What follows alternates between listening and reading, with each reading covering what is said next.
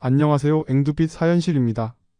오늘은 정말 믿기 어려운 충격적인 실화를 들려드려요.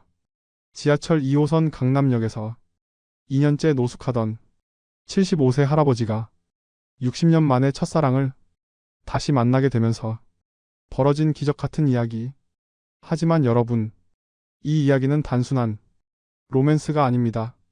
배신과 절망 그리고 사회의 차가운 시선, 가족들의 극심한 반대, 심지어 생과 사를 오가는 위기까지 정말 영화보다 더 극적인 이야기가 여러분을 기다리고 있어요.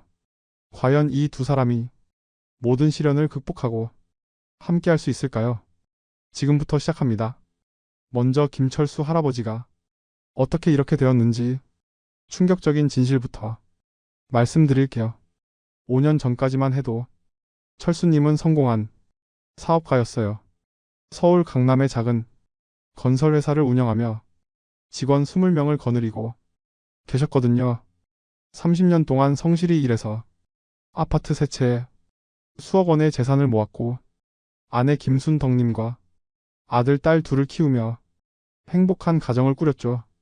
그런데 5년 전 그 모든 게 하룻밤 사이에 무너져 내렸어요. 철수님이 믿고 있던 사업 파트너가 회사 돈 15억을 들고 야반도주한 거예요. 설상가상으로 그 파트너가 철수님 명의로 대출까지 받아놨더라고요. 하루아침에 20억이 빚을 떠안게 된 철수님. 아파트는 모두 경매로 넘어갔고 회사도 문을 닫았어요. 그때부터 악몽이 시작되었습니다. 채권자들이 매일같이 찾아와서 돈을 독촉했고 아내 순덕님은 스트레스를 견디지 못하고 심장마비로 쓰러졌어요. 중환자실에서 한 달을 버티다가 결국 세상을 떠났습니다. 아내의 장례식 다음 날 더 충격적인 일이 벌어졌어요. 아들, 딸이 찾아와서 아버지와 연을 끊겠다고 선언한 거예요. 아들이 차갑게 말했어요. 아버지 때문에 우리 가정까지 망가질 순 없어요. 앞으로 연락하지 마세요. 딸도 마찬가지였어요. 아빠, 우리도 이제 자식들 키워야 해요. 빚 독촉하는 사람들이 우리한테까지 찾아와요? 정말 연락하지 마요? 그 순간 철수님은 세상에 홀로 남겨진 기분이었다고 해요. 마지막 남은 임대 보증금 500만 원으로 고시원에서 지내다가 그마저도 떨어지자 길거리로 나오게 되었죠. 처음 한 달은 공원에서 잤는데 겨울이 되니까 얼어 죽을 것 같아서 지하철로 들어가게 됐어요. 강남역 화장실 근처 구석진 곳에서 신문지를 깔고 2년째 살고 계셨어요. 하루하루 폐지를 주우며 편의점 삼각김밥으로 끼니를 때우는 생활. 가끔 선량한 시민들이 1,000원, 2,000원 주고 갈 때도 있지만 대부분의 사람들은 더러운 시선으로 보며 피해서 지나갔어요. 철수님은 점점 인간으로서의 존재감을 잃어가고 있었습니다. 그날도 평소처럼 철수님은 지하철 구석에 웅크리고 앉아 계셨어요. 12월의 추운 오후, 사람들이 모두 바쁘게 지나가고 있었는데 갑자기 누군가 철수님 앞에 멈춰 섰어요. 깔끔한 코트를 입은 할머니 한 분이 철수님을 유심히 바라보고 계셨어요. 철수님은 민망해서 고개를 숙이며 죄송하다고 중얼거렸는데 할머니가 떨리는 목소리로 말씀하셨어요. 혹시 중학교 때 운동장에서 넘어진 나를 일으켜준 철수야? 철수님이 깜짝 놀라 고개를 들어보니 60년 전 그 얼굴 그대로였어요. 중학교 시절 첫사랑 이영자님이었어요. 영자님도 철수님을 단번에 알아보셨어요. 비록 많이 초라해졌지만 그 따뜻한 눈빛만은 그대로였거든요. 영자님이 눈물을 글썽이며 말씀하셨어요. 철수야, 정말 너구나. 왜 여기에 이렇게 앉아 있는 거야? 철수님은 부끄러워서 고개를 돌리려 했지만 영자님이 주저앉으며 철수님 손을 잡았어요. 나야, 영자야. 60년 전 그 영자. 지하철 소음 속에서 두 사람은 그때를 떠올렸어요. 1963년 봄, 대구 달서중학교 3학년 2반. 철수는 집이 가난해서 찢어진 옷을 기워 입고 도시락도 제대로 못 사와서 점심시간마다 운동장에서 혼자 물만 마시고 있었죠. 그런 철수를 본 영자가 자신의 도시락을 나눠 먹자고 했어요. 반 아이들이 철수를 가난하다고 놀릴 때도 영자가 앞장서서 말렸어요. 철수는 영자에게 마음을 빼앗겼지만 자신 같은 가난한 집 아이가 영자 같은 부잣집 딸을 좋아하는 건 분수에 맞지 않는다고 생각했어요. 그런데 어느 날 영자가 먼저 고백했어요. 철수야, 나 너 좋아해. 우리 함께 공부하자. 그날부터 두 사람은 매일 함께 등하교를 하게 되었고 영자 어머니도 철수를 예뻐해 주시며 가끔 용돈도 주셨어요. 하지만 중학교 졸업 후 철수는 집안 사정으로 고등학교에 진학하지 못하고 공장에서 일을 시작했어요. 영자는 서울의 좋은 고등학교에 진학했고 점점 두 사람 사이에는 거리가 생겼죠. 철수는 스스로 영자에게서 멀어졌고 그렇게 60년이 흘러간 것이었어요. 영자님은 철수님이 처절한 사연을 들은 후 가만히 있을 수가 없었어요. 일단 따뜻한 곳에서 밥부터 먹이고 싶다며 근처 식당으로 모셨어요. 영자님은 남편과 사별한 후 혼자 살고 계셨는데 자식들이 모두 성공해서 경제적으로는 여유가 있는 상황이었어요. 그날부터 영자님은 매일 철수님을 찾아와 음식을 가져다 주기 시작했어요. 하지만 문제가 생겼어요. 영자님의 큰아들 박민수 씨가 어머니가 노숙자를 돕는 걸 알고 폭발한 거예요. 민수 씨가 어머니께 소리를 지르며 말했어요. 어머니 정신 차리세요. 그런 사람하고 엮이면 우리 가문의 먹칠이에요. 저는 대기업 임원인데 어머니가 노숙자와 사귄다는 소문이 나면 제 직장도 위태로워져요. 영자님이 대답하셨어요. 이 사람은 그냥 노숙자가 아니야. 엄마의 첫사랑이고 착한 사람이야. 하지만 민수 씨는 듣지 않았어요. 첫사랑이고 뭐고. 지금은 거지잖아요. 어머니 계속 만나시면 저희와 연애 끊겠어요. 딸 박민정 씨도 마찬가지였어요. 엄마 친구들한테 뭐라고 할지 생각해봐요. 우리 체면이 말이 아니에요. 영자님은 눈물을 흘리며 말씀하셨어요.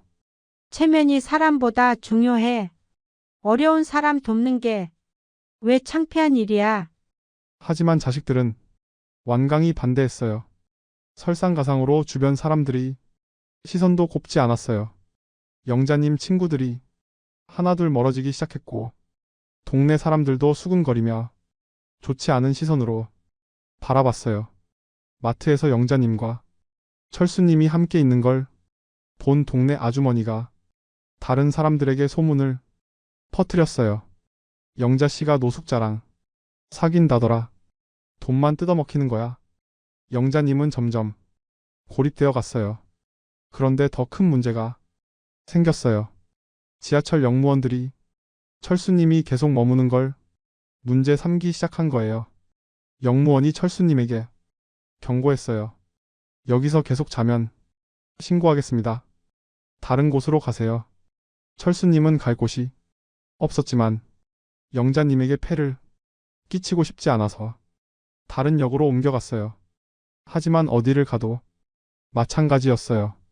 사람들의 신고로 경찰이 나와서 쫓아내기 일쑤였고 철수님은 점점 지쳐갔어요. 어느 추운 겨울밤 철수님이 한강변에서 잠들었다가 깨어나지 못하는 일이 벌어졌어요. 체온이 급격히 떨어져 의식을 잃은 채 발견된 거예요. 다행히 새벽 조깅을 하던 시민이 발견해서 119에 신고했고 철수님은 응급실로 실려갔어요. 의사가 말하기를 1시간만 늦었어도 생명이 위험했을 거라고 했어요. 영자님이 소식을 듣고 병원으로 달려왔을 때 철수님은 중환자실에서 의식을 회복하지 못한 상태였어요. 영자님이 철수님 손을 잡고 눈물을 흘리며 말씀하셨어요. 철수야, 정신 차려. 나 여기 있어. 너 없으면 나도 살 수 없어.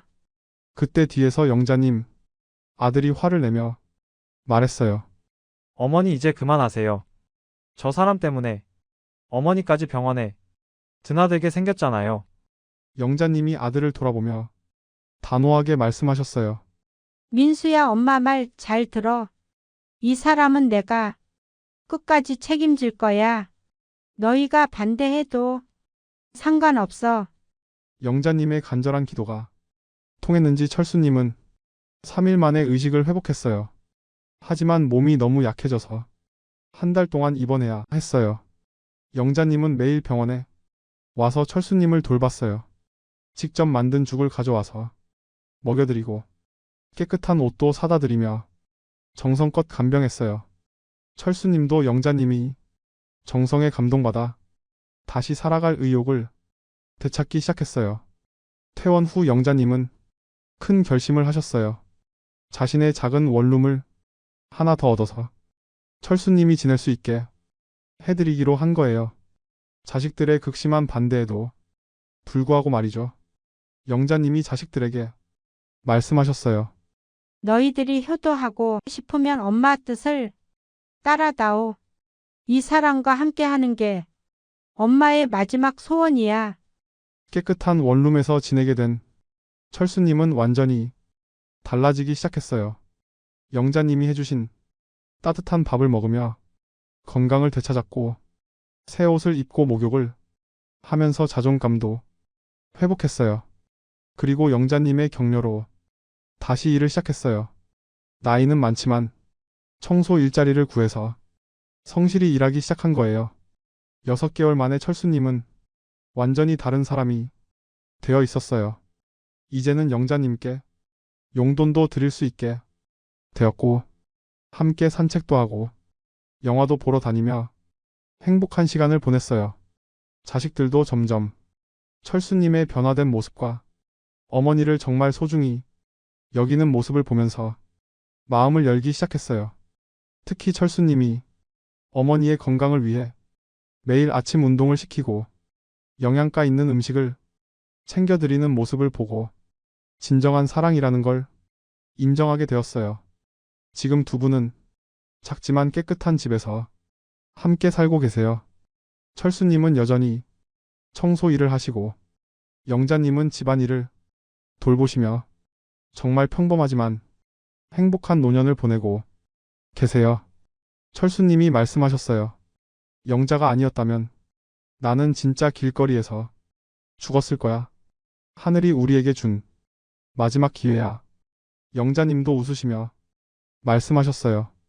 철수야, 덕분에 내 남은 인생이 이렇게 의미 있어졌어. 돈이나 체면보다 사람이 더 소중하다는 걸 우리가 증명했어. 여러분 어떠셨나요? 사랑에는 나이도 조건도 없다는 걸 두 분이 보여주셨어요. 가장 어려운 순간에도 포기하지 않는 사랑. 그것이 진짜 사랑이죠. 주변에 도움이 필요한 분들이 계시면 따뜻한 손길을 내밀어 주세요. 작은 관심이 누군가의 인생을 완전히 바꿀 수 있어요. 오늘 이야기가 여러분에게도 큰 감동이 되었길 바라며 좋아요와 구독, 댓글로 여러분이 생각도 들려주세요. 다음에도 더 감동적인 이야기로 찾아뵐게요. 앵두빛 사연실을 찾아주셔서 감사합니다. 항시 행운이 여러분 곁에 함께하길 바랍니다. 감사합니다.